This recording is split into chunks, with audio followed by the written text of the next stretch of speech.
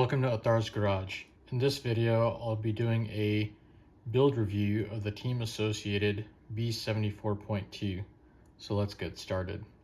So it's been a while since I posted, and the reason for that is that I've actually built 3 of these cars. So I wanted to take the experience I've had building the 3 of the cars and the differences between each build and what I've learned and compile all that data together and be able to present it to you guys. So this is my B74.2. Some things have changed since I initially did the video, and we'll get into that. But first, let's go over the build review and my initial impressions of the car. So the plastics seem like they have really good quality. Everything feels robust and lightweight. In step 1, it doesn't really explain how the battery spacers work, but for the carpet car, everyone seems to be running the battery as forward as possible.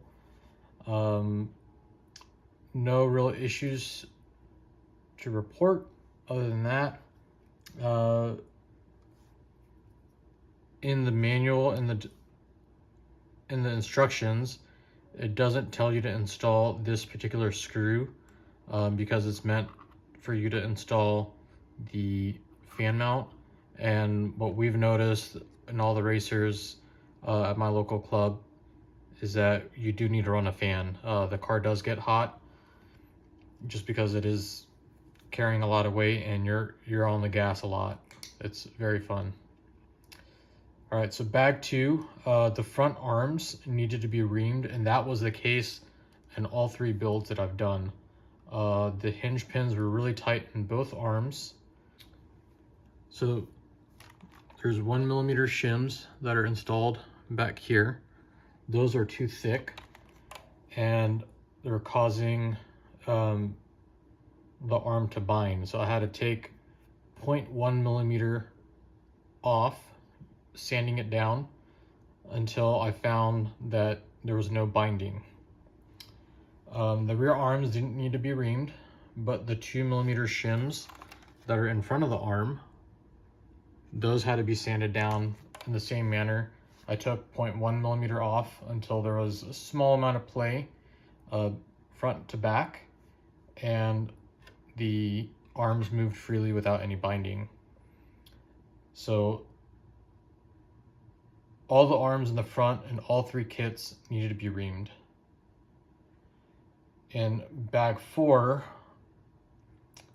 one thing I learned from building all 3 cars is that when you install the gearbox on all 3 cars, it was the same thing. Once the gearbox was installed, it would cause binding in the front.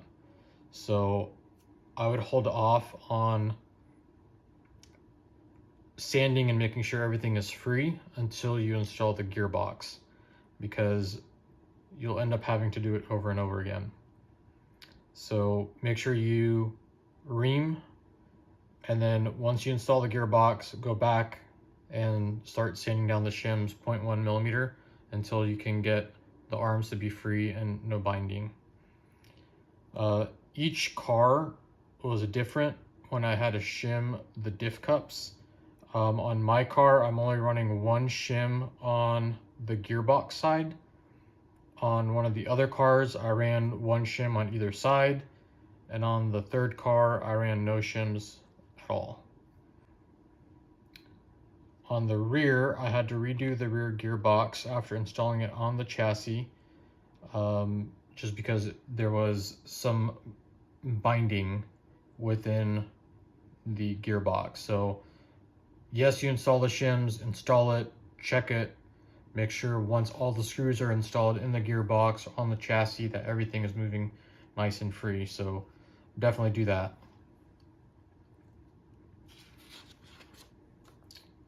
Let's see. In my bag 3, there was a 5 by 8.5 by 0.2 shim that was actually different. It was actually a 5 by 8 by 0.2mm shim. I followed the weight method, filling up the diffs instead of eyeballing to fill up the differentials. Other than that, no major issues. So in bag 5, it doesn't say to, but on the low profile screws, when you install the shock bushings on front and rear, apply some thread locker on it to prevent the shock standoff from backing off. No issues in bag 6 or 7. In bag 8, I had a stripped wheel hex, attributed that to poor quality. I contacted AE and they sent me a replacement right away. So great job to AE for doing that. It doesn't say in the instructions, but in bag 8, I applied Loctite on an M3x12 screw going into the rear hub link mount, which are going to be screws. It's going to be hard to see, but basically the screws that go into the camber link mount. One of my biggest frustrations was in bag 9. The ball cups were inconsistent throughout the build, not only for my build, but the other 2 builds that I did. It was frustrating because I tried using pliers to loosen up the ball cups and they were still stiff. Some would not loosen up, some did. I talked to a lot of racers and they basically said, hey, you know what, don't worry about it, just run it and it'll loosen up over time. I probably run about 6 to 7 packs a week and it's been a few months. So even so, hasn't quite loosened up to my liking yet. The ball cups are still pretty tight, probably caused some binding here and there. So that was probably my biggest frustration. See, bag 10, and kind of throughout the whole thing, sometimes it doesn't say to use Loctite when screws are going into metal, but definitely do that.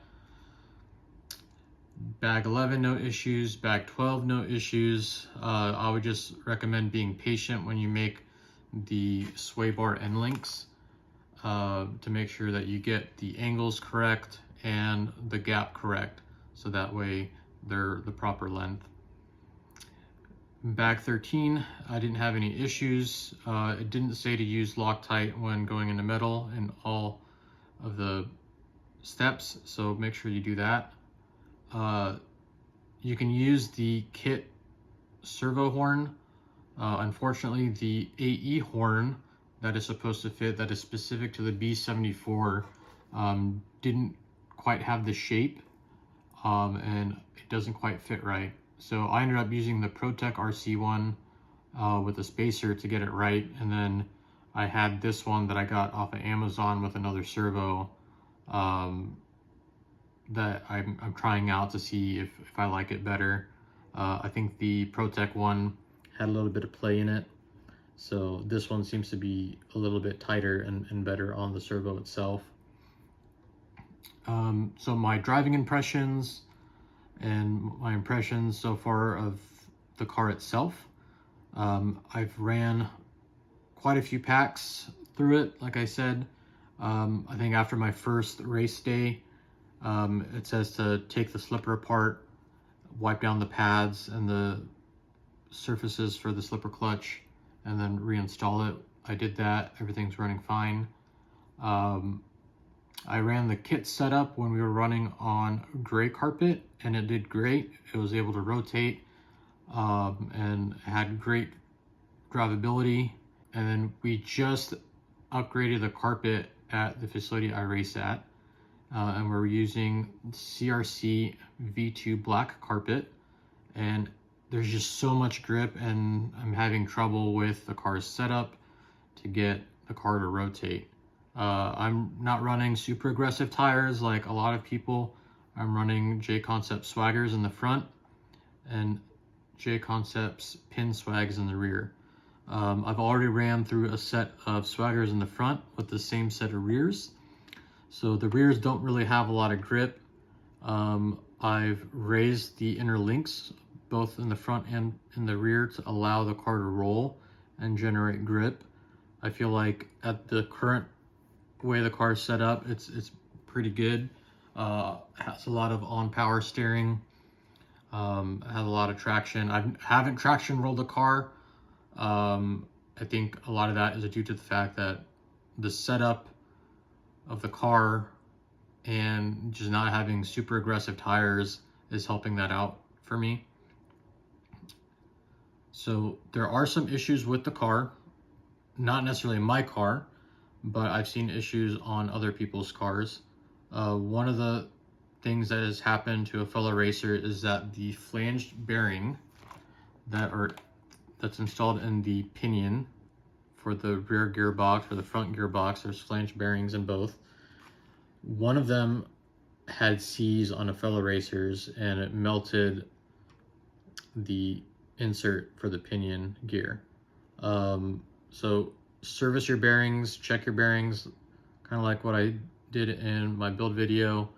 Basically pop off the covers, clean them out with some brake cleaner, and then drop some bearing oil in there.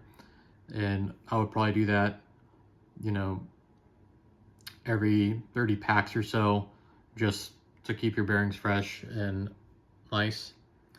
So the fellow racer, he had that issue. He contacted AE and they were able to send him some new bearings. So, you know, if you have that issue, definitely contact AE.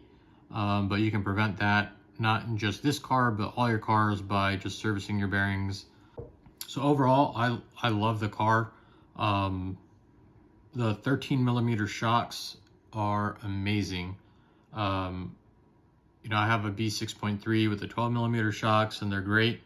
But going to these 13mm shocks, oh my God, it's just amazing. Such a plush car. You can feel it. Like, I feel very connected to the car. Just amazing overall. And, you know, I've let a few fellow racers drive my car, and they were so impressed by it that they ended up going to buy one. So I would highly recommend the car. Like I said, there are some issues with fitment, issues with the bearings, but nothing that you can't fix yourself. It's just a bit of patience in the build process to make sure that you do things properly, to make sure your car is in optimum condition. If you've noticed on my car, my ESC that I originally installed is not in here. This is the Hobbywing XR10 Pro Elite. I accidentally reverse polarity'd my other ESC, so I went ahead and upgraded this since it does have reverse polarity protection, and made myself a note, right hole idiot, so I don't do that again. I'd love to hear about your experience with the B74.2, or if you have any questions, please leave them down in the comments below. I'd be happy to answer them for you if I can. If not, I will ask around and get an answer for you if I don't know it. Definitely go check out the car if you're on the fence about getting one. Do pick one up. I think you'll definitely enjoy it. I love the 13mm shock so much that I've decided to go ahead and upgrade my two-wheel drive buggy. So that'll be my next build series. So please stay tuned for that. Thanks again for watching, and I'll see y'all in the next one.